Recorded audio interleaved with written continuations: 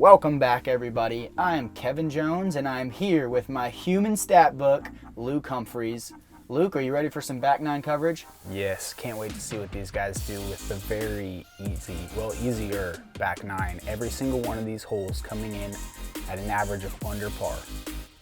Yeah, that's pretty crazy. Every hole is a birdie hole right now. This is your Memorial Championship 2020, presented by Discraft. Prodigy is bringing you your commentary today. We've got some really good front nine scores, as you can see. 3 8 downs, 4 7 downs. Everybody is just crushing the front nine, and the front nine was harder than the back, so yep. Who knows what scores are going to pop up. Totally. We've got the guys on the card a little behind the pace set by the Eric Oakleys and the Paul Macbeths of the world, but there's a lot of holes they can get right here. So yeah, for all we know, they could birdie every hole. Even Ricky actually was telling me earlier in the week he has shot even on this front nine before and then just birdied the hole back. Yep. Like it's something that's not out of the question at all. No, it's totally there. How are you playing hole 10, Kev? Yeah, hole 10 is new this year. It used to be a big hyzer kind of sweeping in behind this tree to the right of the basket. Now it's a forehand hole all day, every day. Tim yanks it just a little bit. That's going to be a par if you ask me. Some of the stickiest grass on the course, don't you think? Yeah, there's not much action coming when the disc lands, but this hole shapes perfectly for a forehand. It's pretty good distance too. It plays probably like 375 in my opinion. Yeah, I'd agree. Comes in at 332 on the book, but it is that far uphill. And I think you see Brian Earhart hit the tree above the next tee pad and drop, so he'll also be looking at a par. Rick pins it. And I expect the same out of Greg. A little short. Circle's edge. That's a great putt to have, though, slightly uphill. Brian with a banger, giving it a little bid, maybe. I actually talked to MJ in between commentaries, and he putts with a ringer, throws the banger, so excuse me. All right. Saw him over by the RV a second ago. Oh, nice. That's funny. Greg Barsby from inside the circle looking to start off his back nine with a birdie. Yeah, Greg, one of the best putters in the world. Putted 83% inside the circle last year and 30% from circle 2. So top 10 in both statistics, making him one of the deadliest men with a putter in his hand. Wow. And that is really, really unlucky.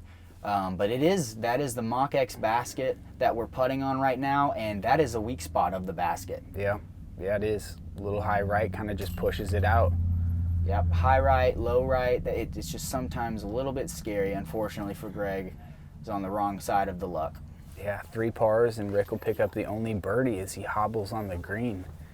For those of you who don't know, Kev told us that Rick's dealing with a little bit of joint issues this week. I'd say a bit of joint pain. He's really struggling to make it through the round, but power to him for powering through the round. He just wants to finish and be out there, but he also wants to compete at the highest level possible. Yeah, true competitor. Yes.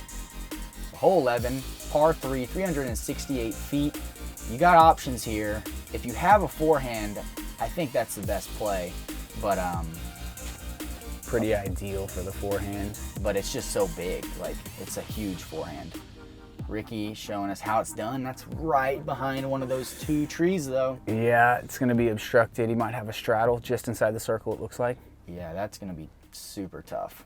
Tim also lining up the forehand. This looks a little better. You kind of want to keep it out wide. If you do so, you should get a skip up the hill, kind of like you see there. Nicely done, and he is on the wide open side of the basket, so he'll have nothing obstructing his putt.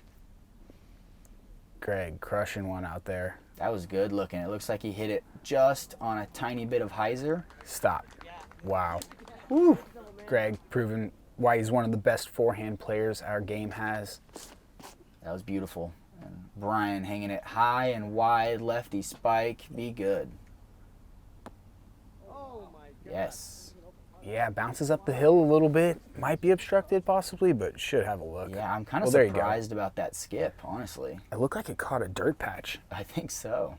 It had to have. Hey! Converting off of the tree. I wonder if he called bank. I bet he did. I played with Nate Perkins.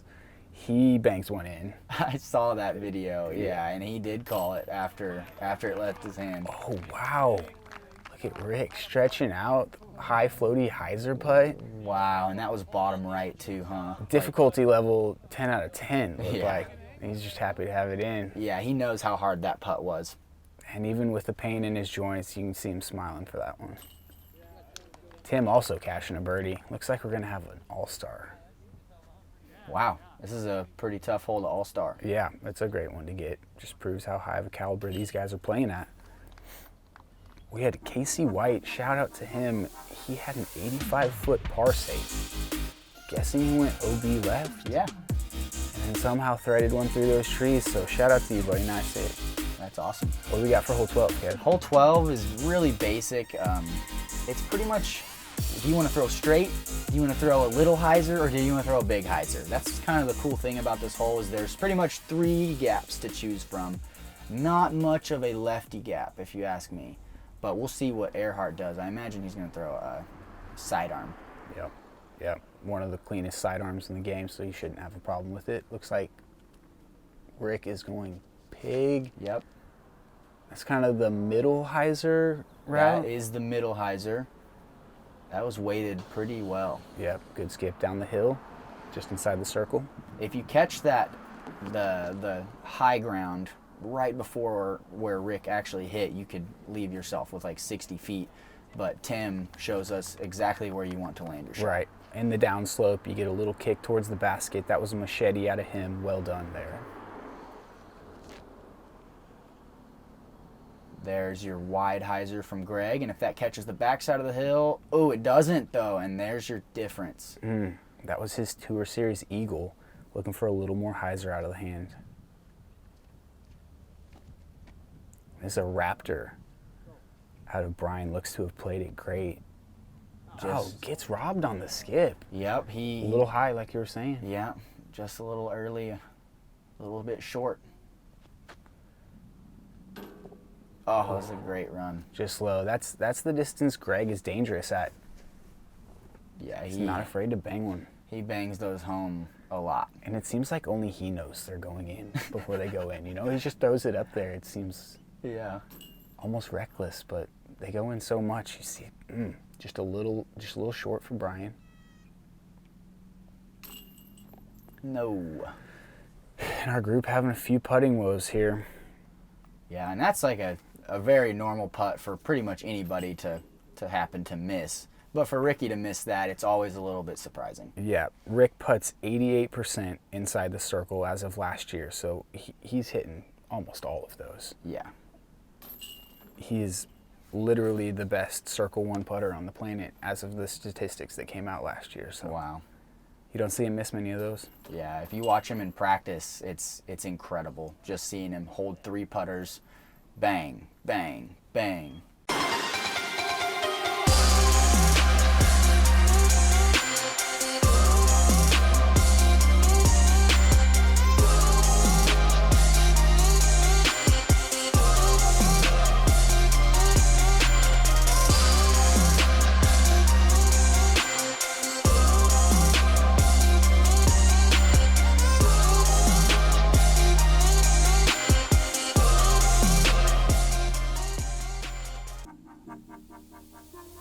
Here we are, hole 13.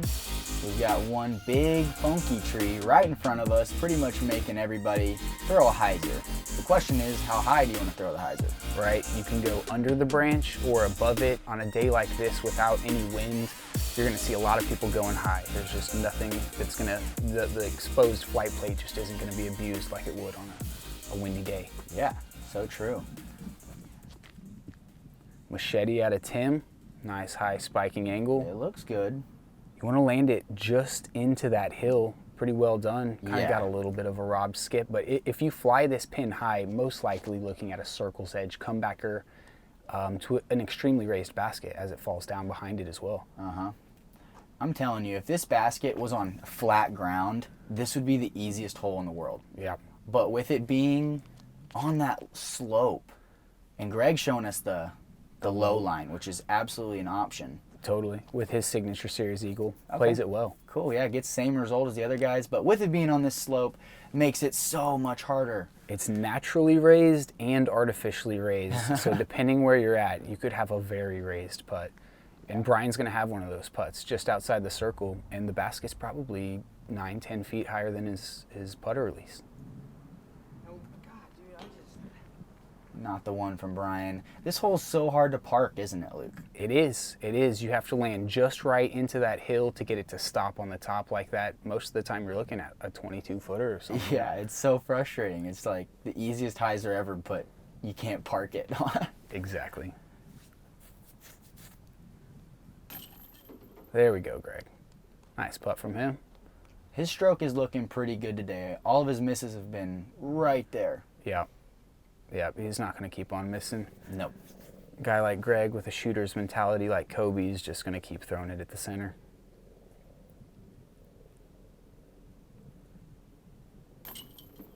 Nice putt from Tim as well. Luke, do you happen to have our birdie percentage on this hole? This was playing over a half stroke easier than par. So lots of guys getting the birdie percentage. I don't have it here in front of me like I did on some other holes, but this is one of the easier holes on the course, coming in at the 14th easy. Okay. Easiest. Okay. So people are needing to get their birdie here, even though it's raised. Make it happen. Yeah. Just the hyzer, right? Yeah. Hole 14, another very tricky hole because of the way the ground slopes. Most people are throwing a big swinging hyzer, but you can see how that ground on the right side, right where you need to land, is a little bit weird. You know, if you throw it too far right, you're gonna get no skip, and too far left, you're skipping OB. Yeah, well said. That's exactly right. And then there's trees by the basket, as well as an electrical box that's just placed perfectly to keep people from getting putts behind the basket. Yeah. Wow. And that's pretty ideal. Little heavy on the skip, but he'll be looking at a 24-footer for his birdie. You see Rick playing the same. Going T-bird, looks like. I don't expect much skip there. Yeah, that's a T-bird skip. Possibly some obstruction on the putt. You might see him go down on a knee. We'll see. This is a pretty disc. You know what this is? This is a Scorpius, I believe. Very nice. Playing the wide hyzer, looking for a little ground action. Stop. There it is. Oh, a little uphill finish. Nice. Great shot from Greg.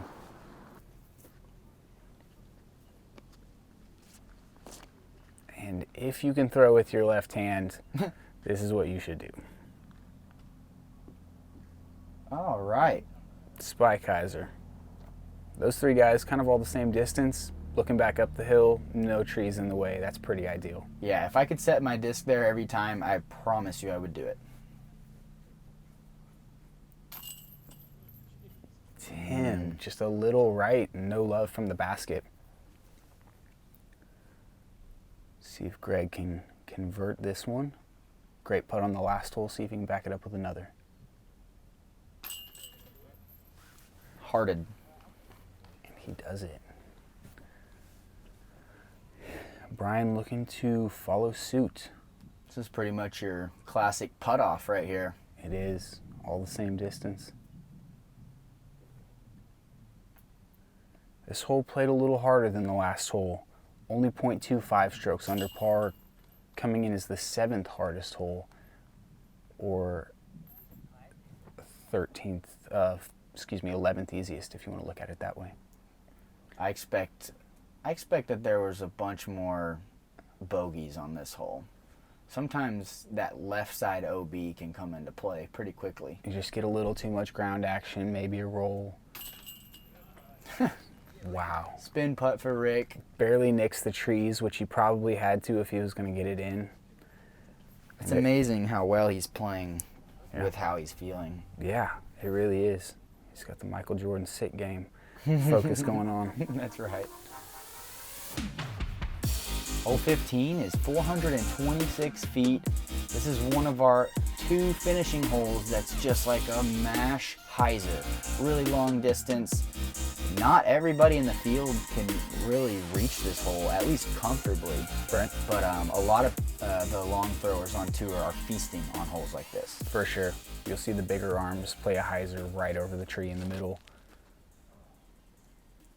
Pretty similar to that. Needs to get a little left. Oh, that's great. Yes, very, very good. Yes, and depending on how far you go, you might be left with a tricky putt and obstructed putt. I think short is better than long for those trees. Yeah, it is. It's kind of interesting. Like, if you're basket high, no matter where you are, you're for sure going to have a putt. But anytime that you're short a few, like 15 feet or long 15 feet, that's when trouble comes into play on that putt. Mm-hmm. Lefty hyzer Zeus out of Brian looks to have turned it a little bit, but it's ending up inside the circle pin high, and that one's unobstructed. If you can get up the hill, most of the time you're left unobstructed, so great play from him. Yeah, that was a good finish. Tim needs that to hook up, and it is, but no skip coming, I imagine. Yeah, and he's going to have one of those putts you were talking about, Kev. Yeah.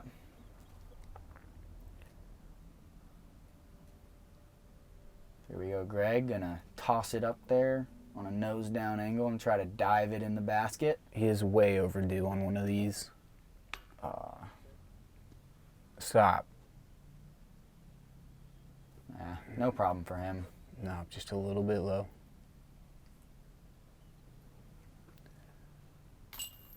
Hey! Did that kiss off the tree? That looked like another bank shot, but maybe it was just a shadow. He didn't look like he was... I would have probably kissed the tree and you'd have known he didn't make much of a reaction towards it. So maybe that was just a clean putt. Tim started off with a 6, but hasn't had any bogeys and has a ton of birdies since then. So he's turned things around nicely. Greg hits the comebacker from the rollaway. Way to focus up on those. It's so easy to just have that rollaway affect your next putt and miss that one. So yeah. Good focus there. He had to focus just a little bit longer. Brian wanted that one, converted on the 2. Ricky gonna cash this in as well. It's a great drive. Yep. I like it. 3 in a row for Rick. On these baskets, Rick doesn't have to tone it down at all. Like.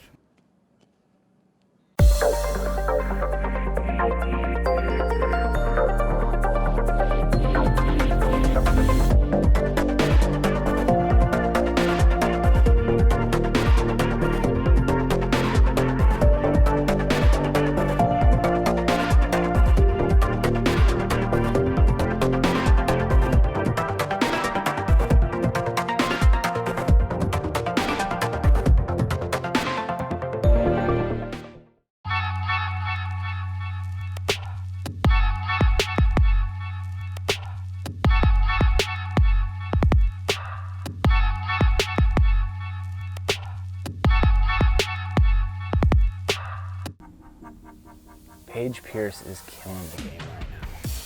She's pretty good. Yeah, fun to watch her and what she's doing. Hole 16 is a par 3, 327 feet. Pretty basic hyzer, but where your disc lands is very important. If you land it too far left, you can catch a big skip easily and then just be 45 feet away on what seems like a really easy hole. Yeah, for sure. 15 feet left is the ridge. If you catch that, circle's edge is the best you can hope for. That's a Firebird from Ricky. Doesn't need too much of a roll. Oh, it's vertical. But there's that ridge we were talking about. He'll be left with a circle's edge putt most likely. Raptor? Yep. Raptor from Brian. Looks pretty well played. Ideal. Yeah. And that roll's not going to bother him at all. Well played from him.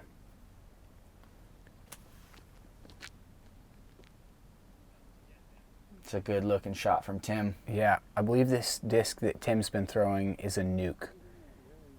He lost some of his overstable discs on the first hole and had a friend run grab this nuke out of the car, and that's basically what he's been throwing the whole time. Man, it's amazing the stuff you have to deal with on the course sometimes. Especially at Fountain or Vista, Yeah. just the water on these places.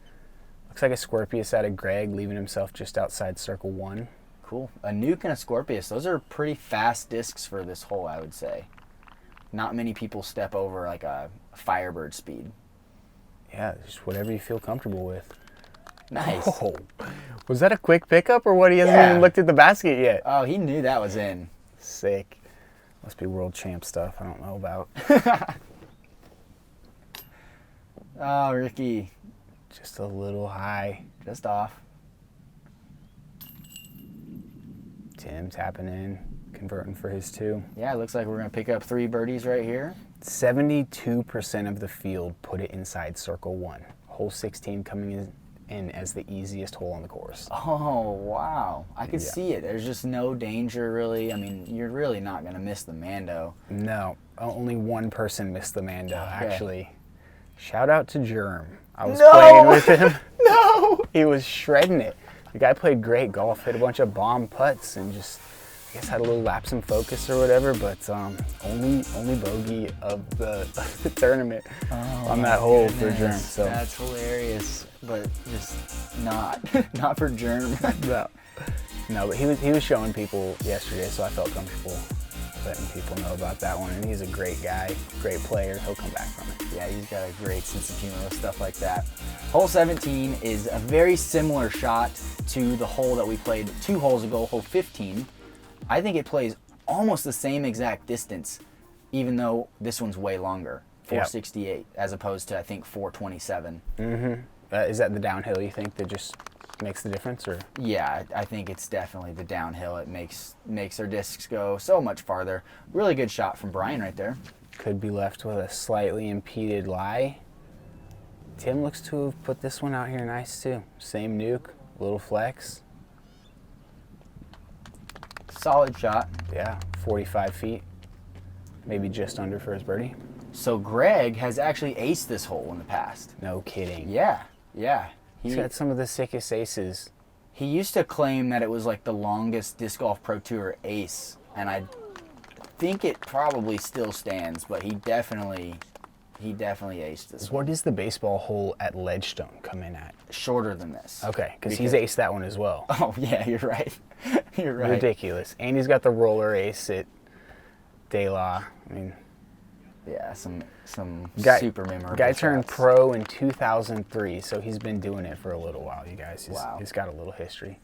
Going long there on that last shot. Looked like that Halo Destroyer from Rick. Yep. See if Tim can convert over this little pond. Doesn't. That plays casual, obviously, if people were wondering. Got the fountain ripping in the background, and when the fountain's on, for those of you who don't know, there's a 5 to 10 mile per hour gust that picks up all across the lake. Yeah, that's pretty crazy. It goes off every hour, I'm pretty sure. Yep, for 15 minutes, I believe. So intermittently, you're just left with windy putts, even on a perfect day like today. Mm-hmm. Let's go, Greg. From outside the circle. Slightly short. I think that's 4 or 5 putts now for Greg that have been just an inch or 2 short. He's close to dialed. Rick converting from 40 feet. How good was that camera angle, too? Sick. We can see the bottom of the putter because he puts it so nose down. That was awesome. Shout out to Gatekeeper for the amazing coverage that we're seeing right now. Yeah, really showing how this Arizona sunset and lines, just amazing. Mountains in the background. Yeah. Skylines awesome for days out here. Good putt from Brian. Yeah. Cashing in a birdie on the longest par 3 of the course, I think.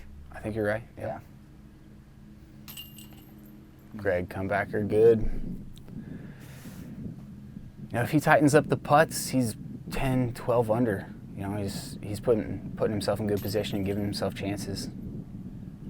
I'm sure some of it's just knocking off the rust. He's recently moved to Henderson, Texas, so he's been redoing his house, getting his drum studio together. He's got a few other things on his plate other than disc golf. So awesome. I expect to see him cashing those putts in no time. Hole 18, Kev? Yes, hole 18, par 3, 400 feet.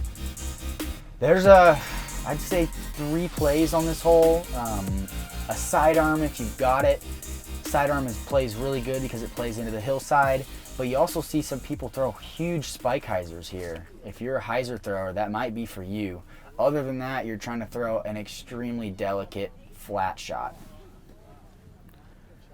Lefty route perfection from Brian. Got a little skip up the hill, but he'll be left with a manageable putt.